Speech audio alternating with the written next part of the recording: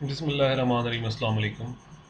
I welcome you all to the fourth lecture for the course of control system. My name is Engineer Jafar Ali and I am instructor for this course.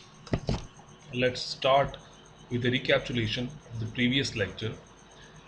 In the previous lecture, we have discussed about mathematical modeling of complex electrical networks. We have learned about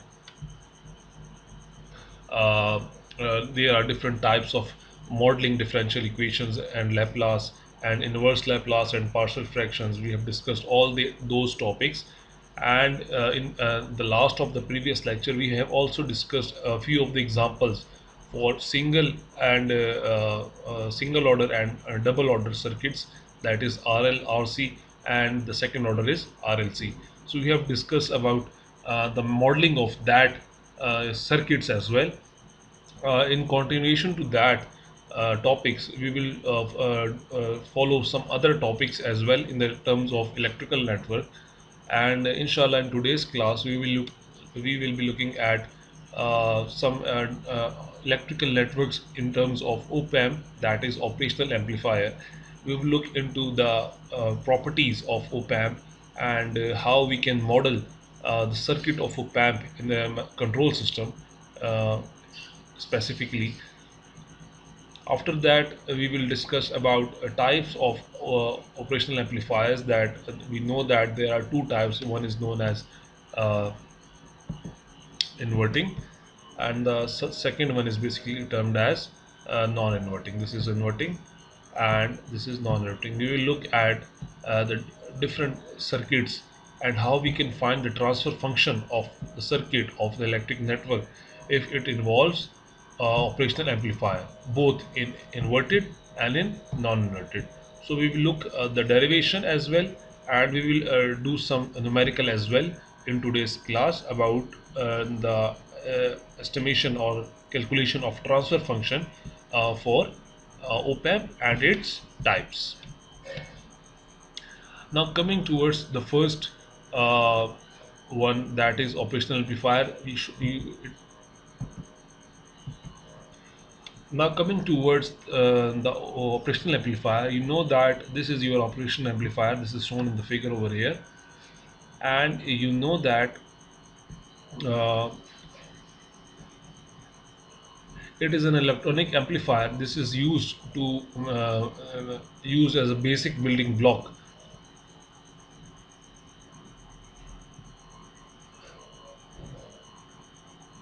This is electronic amplifier, and it is used as a basic building block to implement transfer functions.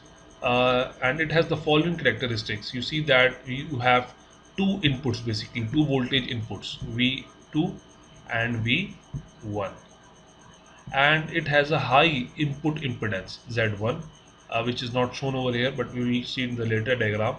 We have also given with a low output impedance, that is Z out, that is zero ideally, but it is not zero every time. It is an ideal case. And we will also be having some gain amplification, and that will be a constant A. And normally it is not infinity. Normally it is less than infinity. It has some value, but ideally it should be infinity. Means if you are giving some signal and it has to amplify the signals infinite, like this, infinity. But it is not the scenario every time. We have some limited restrictions of resources. That is why we have to reduce the value of A. The output of this op-amp, V out, is actually given by the difference between the input voltages multiplied by with that constant A. So this will be giving you the output of the accurate output, the actual output of this op-amp. If you you find the difference in between the voltages, the input voltages, and you multiply it by the constant gain or amplification gain, so you will get the output V out. Now coming towards the first type of op-amp, that is inverting the operational amplifier. You see that in inverting, as the name shows, that the output would be inverting. It is very easy to understand. Whatever input you will give it to the op-amp, it will generate some output, and that output will be actually inverse. The minus sign shows the inversion, and the amplitude of that will be same as normal op-amp. It has to be multiplied with constant A. So if V2 is the output, the amplifier is called, sorry, if V2 is grounded, that is, we have grounded this V2, we have to grounded V2, and this has become now inverting amplifier. This is shown over here, and the output is given by V naught is equal to minus A, that is the amplification gain, multiplied by the input voltage, that is only 1 V1. So this is the basic circuit diagram of operational amplifier. And which type of operational amplifier? It is inverting, because we have grounded V2 and the output will be inverted form of VA with some amplitude A. This amplitude, this is normally called as amplitude, but it is better to call it gain or amplification. So now let's take an example that how it actually works, this inverting op-amp. So consider it the diagram over here. You see that there are two impedances that are connected with the operational amplifier, that is inverting operational amplifier. The first resistance impedance is Z1 over here, that is some input impedance, and the second impedance is actually connected over the top of the op-amp in the parallel. So you see we have given with two impedances, and we can easily derive the result of V out divided by V in by using different KVL and KCLs and Ohm's law. You guys can see over here that derivation has been done over here using Kirchhoff's current law. IA is equal to 0, and by doing some mathematical combinations of Kirchhoff's law and Ohm's law, this is Ohm's law actually, you can see that this is Ohm's law, you can easily find the value of V out divided by V in. So we will get the value of V naught divided by VI, that is Z2 by Z1 with a minus sign. We have derived this equation just using KCL, KVL and Ohm's law. These are normal physical laws that we have discussed earlier, and how you can use these normal physical laws to derive your values. This is your Ohm's law.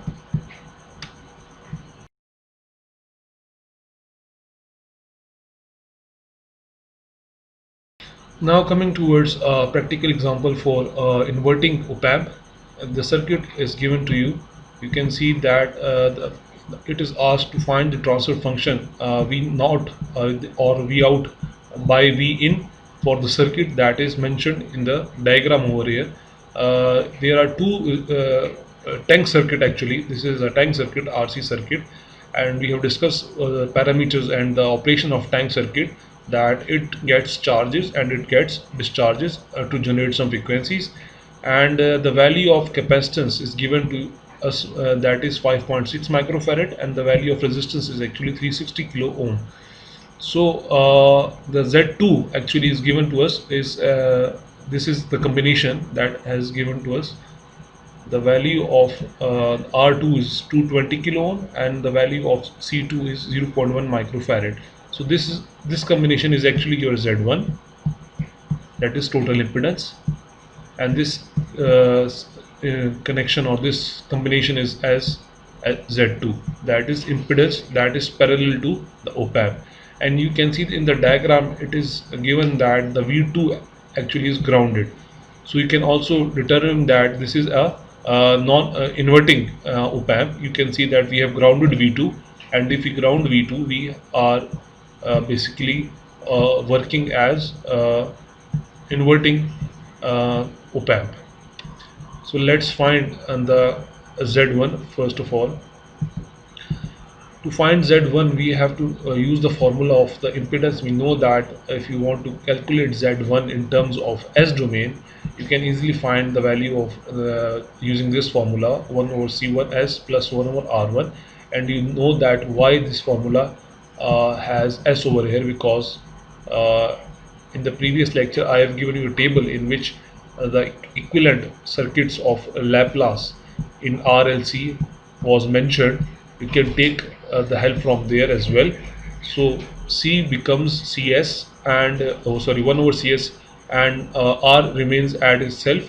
So after putting the value of C1 and R1 from these values, you can easily find the value of Z1, and the output came around this value, that is 360 into 10 power k, that is the value of R divided by this value.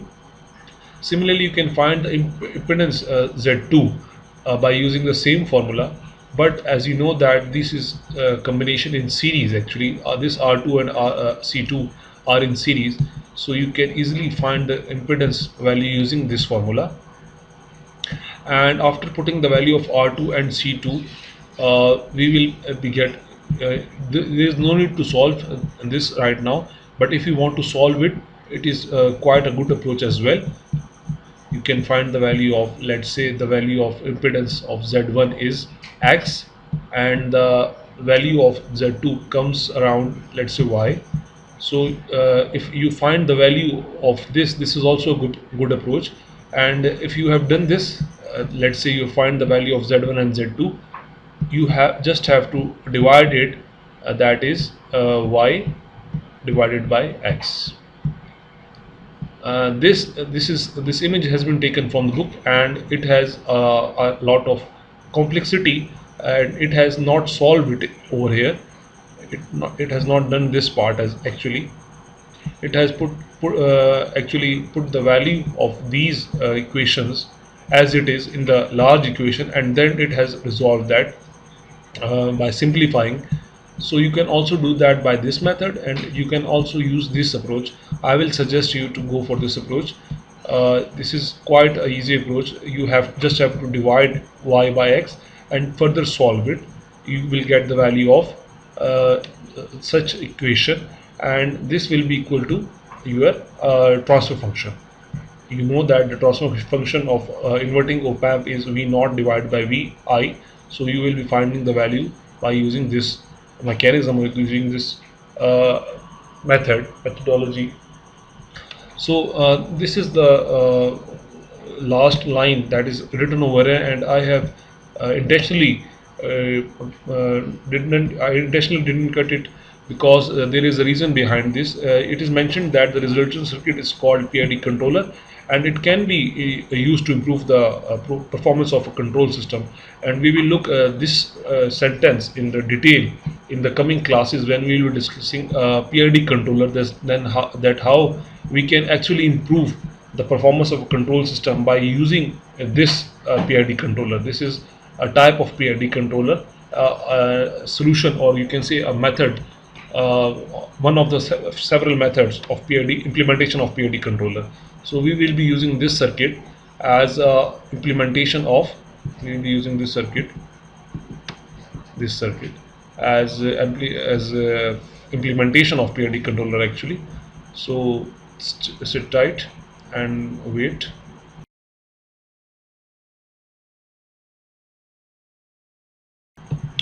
Now coming towards another type of op amp, that is actually non-inverting op amp. We have discussed that about inverting op amp, about its formula and about its numerical. Now it's time to look into non-inverting op amp. As the name shows that this will be non-inverting. It means that whatever input you give into the op amp, it will not invert it actually. It will keep it as it is, but with some amplification. We will look at what is meant by that amplification. So the output will be actually the difference between the inputs as the previous one, and multiplied with the constant gain or amplification gain A. And now by using simply the voltage division rule, one can easily find the value of V1s. So this is your V1s. So if you use the voltage division rule that you have learned in previous lectures, I assume that You have learned about current division and voltage division in your first, second, third semesters in your courses of LCA, circuit analysis 2. You have learned about voltage division rule. So using that voltage division rule, uh, we have found the value of V1s, and it came out to be Z1 divided by Z1 plus Z2 multiplied by V naught. So I as I've already told you that this course is actually a combination of all the courses that you have learned till now in your 6 or 7 or 8 semesters. So I suggest you to revise these small terminologies that, like let's in the previous class we have discussed about differential equations, partial fractions, Laplace. So you know all these uh, inverse Laplace. All these uh, topics have you have studied in your previous semesters, but in different courses. Now this course is actually the core courses, one of the core courses. So you have to convert or converge all these courses into a one course, and that is why this thing makes this course very interesting and much full of knowledge. So we are using differential, we are using integrals, we are using Laplace, inverse Laplace. And now we are dealing with actually voltage division rule. So by using this voltage division rule, we have found the value of V1 of S, and it has come around Z1 divided by the sum of the impedances multiplied by the output voltage. Now we just have to substitute these values, the value of V0 and V1, into an equation. You have seen that we have arranged it into an equation. We have simplified it further, and we have got the value of the transfer function actually, that is V out divided by V in, and it has come around Z1s plus Z2s divided by Z1. So this is the final equation that has come out from the derivation, and I suggest you and I recommend you to if you want to learn actually, so you have to do this derivation one time by yourself.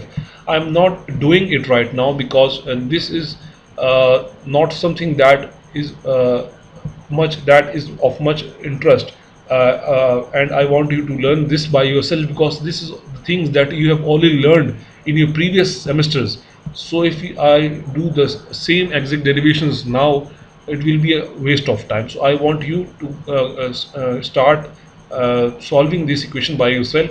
It will hardly take you 10 to 15 minutes to solve this equation, but it will become very clear to you that how this equation has derived.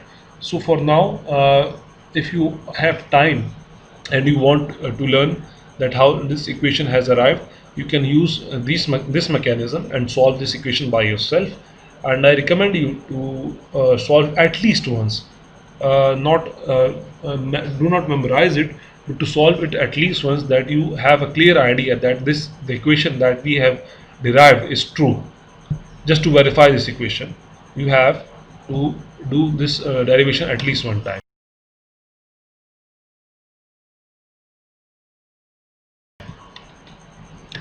Now coming towards the practical example of op-amp, and specifically non-inverting op-amp, because we are dealing with a circuit that is non-inverting. You see that there is no V2 as grounded.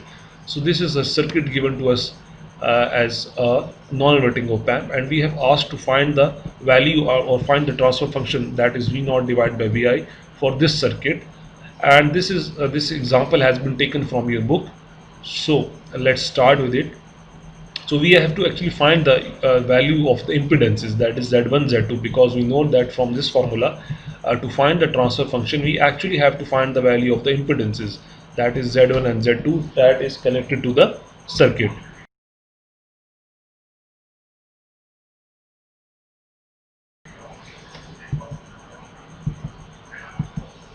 So to find the value of Z1, we have to look at the Z1, and you see that this Z1 is actually a combination of, this is the combination of R1 and RC, and that is in parallel. So you have to basically apply the formula to find the impedance, and the formula is mentioned over here. You can easily find the value of Z1 by using R1 and plus 1 over C1s. So by this you can easily find the value of Z1. The numerical value is not mentioned over here. It is generic value. The numerical values in kilo ohms is not mentioned over. You seen that there is no numerical values given to us, so it means that the final value will be in generic form. So it's okay, no problem at all. We can do this as well.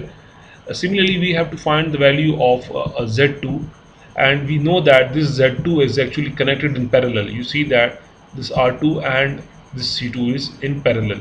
So for the impedance in parallel, we can use this formula. We have learned this formula. I assume you have learned this formula in linear circuit analysis, and you can easily find this formula from your previous semester courses.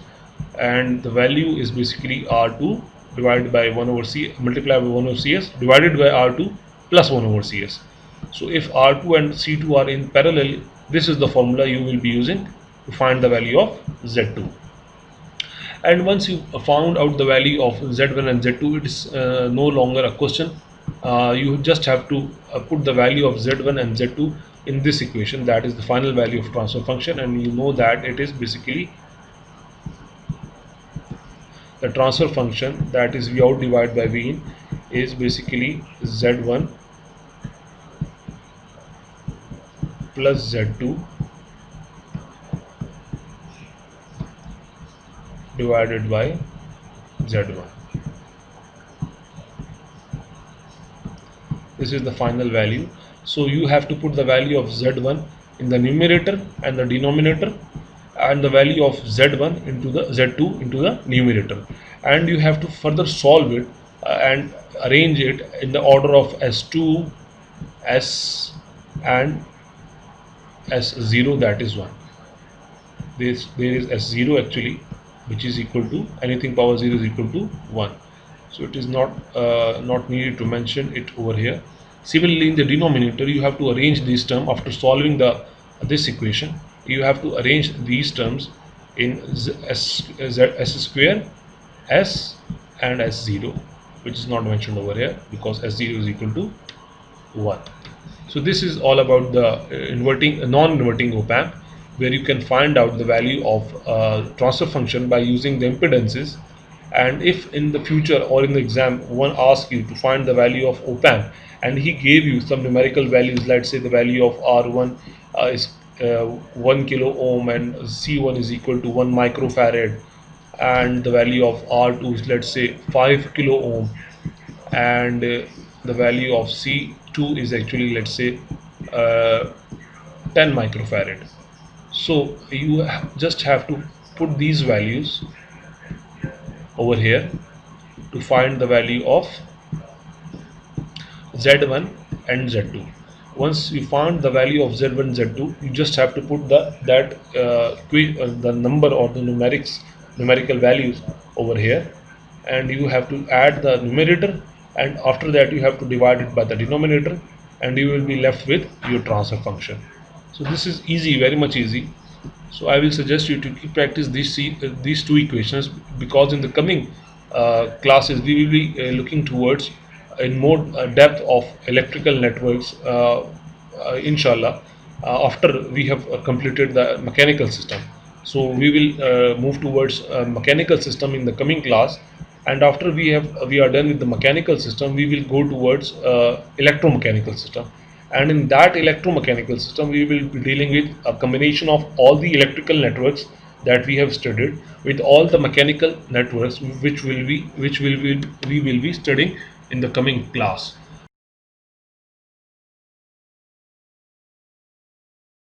So electrical systems, I summarize this in this form. We have till now we have studied about electrical system, and in electrical system we have done mesh analysis of complex circuits, nodal analysis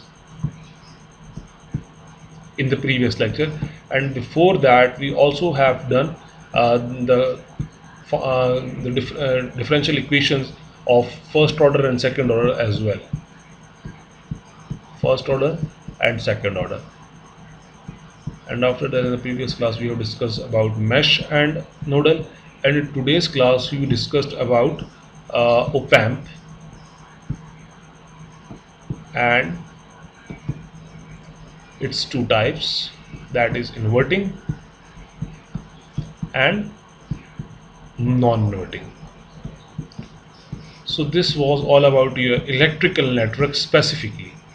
In the coming lectures we will look at mechanical systems, and after that we will compile this electrical with the coming mechanical to find electromechanical, and it will be very interesting because we will be dealing with electric DC motors and sometimes machines, etc. So it will be very much of interest for you. uh, So that's all for today's class. If you have any questions regarding today's class, you can write it down with yourself and we will discuss that in class. And if you are not available for the class, you can also put forward your queries, your confusions, or your questions onto the portal and on my email as well. Just have to ask me, and I will be happy to answer you that. Thank you very much for listening. Allah Hafiz.